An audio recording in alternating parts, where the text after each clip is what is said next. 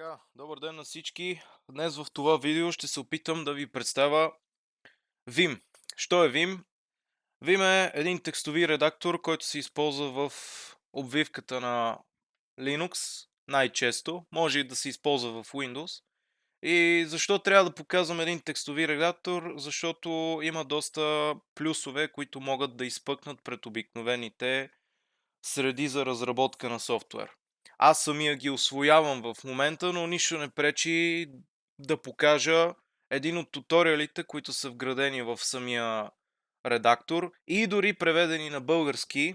Така че в това видео ще се занимаваме с този туториал. Ще разберем как се работи с Vim, как се излиза от Vim, за тези, които имат контекст за самия едитор и са чували някои неща. Има материали в интернет на английски от преди 10 години, което е една от мотивациите ми да го направя на български, а не на английски. Така че трябва по някакъв начин да влеземе в час с нещата. За тези, които са вече в час, могат да продължат със следващото видео. Така, за тези, за които не им е напълно позната материята, за Unix системите Vim по принцип е вграден и може лесно да се достъпи просто чрез командата Vim. Има начин да се придобие Vim, ако не е инсталиран, и това е в случая аз съм на Ubuntu, така че използвам пакетен менеджер apt. В случая sudo apt update и sudo apt install Vim. Това е един от начините за Unix системите. Ако не сте на Unix система, а на Windows, както е повечето пъти, трябва да отидете в сайта на Vim, той се казва vim.org. И тук имаме секция Download, която е пъстра в зелено и теглиме 64-битовата версия. Така, искам само да вметна две думи за тази част от инсталацията. В случая не е необходимо да правите каквото и да е и може да продължите само с Next. Така че да, нека да продължим напред. Нещо друго, което се изисква от нас, за да довършиме изцяло нещата, е да добавим Vim към листа с глобални променливи, за да можем, когато напишем Vim, просто да се покаже програмката. Как може да стане това? Първо, намираме там, където сме инсталирали Vim, директория Vim 9.2. В случая при мен е 9.2, при вас може да е друго, може да е 8.0, няма особено значение. В идеалния случай просто трябва да дойдем тук и да напишем Vim. И той се отваря без да сме правили някаква промяна. Но за това нещо се изисква да отидем в самата директория, което е доста неудобно. Затова ние искаме просто от която и да е сесия на терминал, на shell, както искайте го наричайте, просто да напишем Vim и то да става. Затова е нужно да добавим самата програма като системна променлива.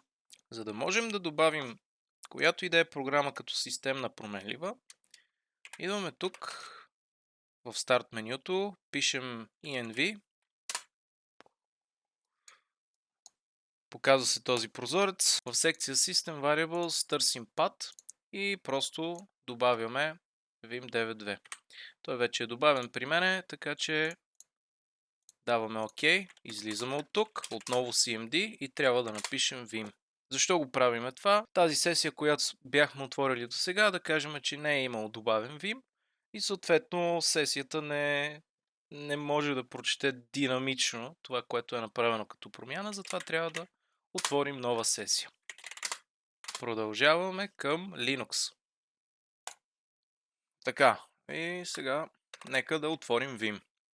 Vim е наследник на VI, който няма да покривам, понеже не го знам достатъчно, така че ще се фокусираме върху Vim. Може би за в бъдеще ще направя видеа на историята на Vim, какво е EDA, какво е Emacs и така нататък. Но за сега сме тук. Как се отваря Vim? Ами пишем Vim и даваме някакъв файл. Ако няма файл, може да го отворим така и когато започнем да пишем нещо, го запазваме и то се запазва чрез Vim. Но в случая ние имаме създаден файл, пишем Vim asdf.txt и ни отваря asdf.txt. Нека го направим малко по-голямо, за да се вижда. Така Така мисля, че е добре.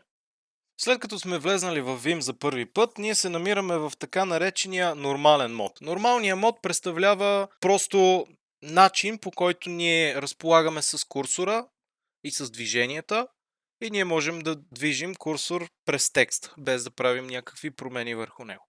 Следващия мод, който реално ни трябва, е Insert мода. Insert мод се задава след като натиснем I клавиша и след като сме го въвели, може да въвеждаме текст свободно. Нещо подобно. Сега, след като сме приключили с въвеждането на текст, ние трябва да натиснем Escape, ако не искаме повече да въвеждаме. Така автоматично влизаме в нормален мод отново. За да можем да се придвижваме наляво и надясно, може да използваме, разбира се, мишката, което не е най-добрият вариант в случая и изключва цялата идея на Vim. Vim по принцип е създаден, за да може да се работи с клавиатурата и само с клавиатурата. И заради редица други причини, но тази е една от основните. За да можем да се движим около текста наляво и надясно, какво можем да използваме? Първоначално може да използваме така по-интуитивно стрелките на клавиатурата. Може да използваме Home и End, разбира се, за двата края на текста на реда. В случая нека да направя няколко копия на този ред, просто за да покажа как може да се действа и вертикално. То ние може да действаме с стрелките нагоре, надолу, наляво и надясно, но се препоръчва да се използват клавишите H, J, K и L. H и L, ако погледнете сега на клавиатурата, докато ме слушате, H отива наляво, L отива надясно. K в случая отива нагоре, а J, както и отдолу, може да почувствате с пръста върху клавиша, има една малка такава не вдлъбнатинка, ами по-скоро обратното, една изпъкнала част, която умишлено е поставена, има същата на нъмпада на петицата. С J може да се ориентирате най-лесно, че отива надолу и така може по принципа на изключването да кажете OK беше за нагоре. Така. H е за наляво, L е за надясно, J е за надолу и интуитивно K е за нагоре. Това са най-основните начини за придвижване на курсора. Сега следва да се запознаем с един туториал, който е преведен от наш българин. И целият туториал по принцип е на английски, той го е превел изцяло на български, като разбира се текстът е на кирилица, не на латиница. И ще преминем през него, за да разгледаме основните принципи на работа с Vim и какво всъщност има да ни предостави той. Преди да започнем обаче с туториала, забравих да спомена, че има още един последен мод. Те са доста, но тези са така основното трио. То е Visual Mode. Visual Mode показва начин, по който да селектираме текст изцяло и да го манипулираме по какъвто и да е начин предвид контекста. За да влезем в туториала, най-лесно се прави чрез командата vim tutor bg. Въпросният преводач, за който ви разказвах, е Красимир Беров. Може да го потърсите в интернет, да посетите GitHub страницата му или да му изпратите дори имейл като благодарност за това, че се е постарал да преведе този документ за българското IT общество. Нека се върнем най-отгоре и да започнем с самоучителя на Vim. Добре дошли в самоучителя на Vim. Vim е много мощен редактор с много команди, твърде много, за да бъдат обяснени в ръководство като това. Този самоучител е създаден, за да обясни достатъчно от тях, така че да може да използвате Vim за всякакви цели. Приблизителното време необходимо за да направите уроците е 25-30 минути. В зависимост от това колко време използвате, за да се упражнявате. Важно е да се запомни, че този самоучител е съставен с цел да се учите чрез употреба. Това означава да изпълнявате командите, за да ги научите правилно. Ако просто четете текста, ще забравите командите. Сега, уверете се, че клавишът Caps Lock не е натиснат и натиснете клавиша J няколко пъти. Така, придвижването с показалеца.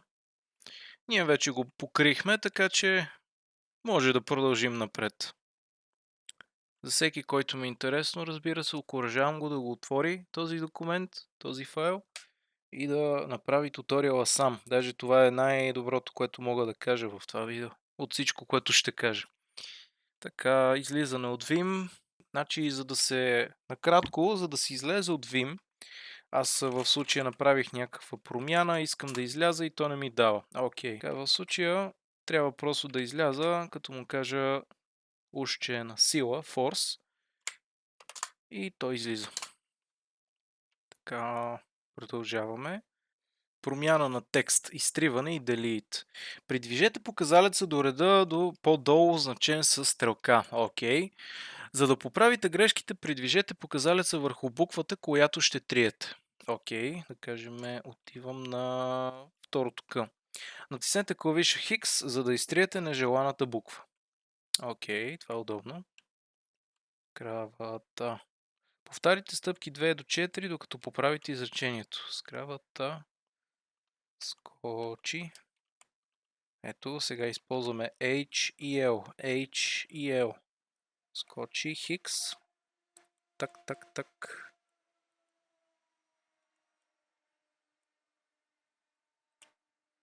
На някой от зрителите може да се стори странно това изречение, но пак казвам, това е превод от английски. Така че колегата просто е превел изречението. След като горния ред вече е поправен, можем да отидем на следващия урок 1.4. Така. В упражненията нататък ще ви се налага да въвеждате текст на български и въведете set local key map Bulgarian phonetic или set local key map Bulgarian BDS без кавичките. Фичърите на Vim е, че може да се въвеждат команди в самия едитор, като променят неговото поведение. Set local key map Bulgarian phonetic. Това е на български.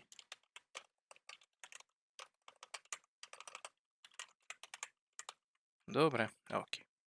За да превключвате между двете подредби, докато сте в режим на въвеждане, натискайте Ctrl и това нагоре.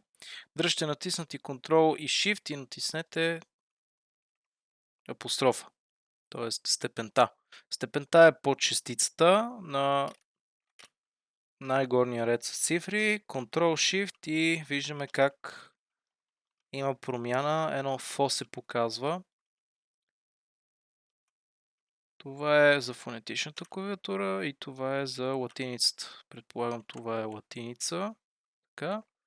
И това тук е кирилица. Добре. Така, нека все пак да поправим текста. Част от текста липсва на този ред. Така, промяна на текст, добавяне или append. Натиснете Shift и A, за да добавите текст. Я да видим сега. Има текст, който липсва на този ред. На този ред. След като владеете добавеното на текст, отидете към следващия урок. Промяна на файл. Write and quit. Значи накратко, след като сме направили някаква промяна и първото, което искаме да направим е да запишеме. Две точки и W. Ако искаме едновременно да запишем и излезем от файла, две точки WQ, което се тълкува като write and quit. Винаги е възможно да направим само W или само Q.